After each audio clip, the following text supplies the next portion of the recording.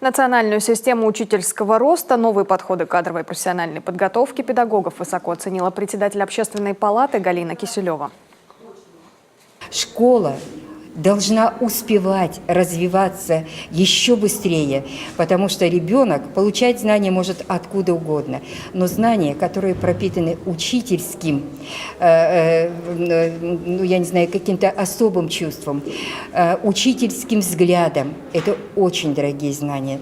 Поэтому я с удовольствием сегодня выслушала именно вот то направление деятельности, которое выбирает наше министерство, значит, выбирает учительство. И не сомневаюсь, что это позволит показатели увеличить, в том числе не только по ЕГЭ там, и еще что-то, но в части поддержки талантливых детей, одаренных детей.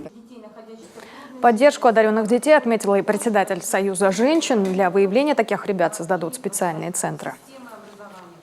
Это, наверное, очень важно, потому что вот именно в этих центрах они, учась друг от друга, перенимая вот этот опыт, достигнут, наверное, еще больших результатов, а это наше достояние. Ну и, конечно, хотелось бы, чтобы эти одаренные дети оставались в нашей республике, не уезжали, но это уже на это должна быть направлена уже вся работа наша.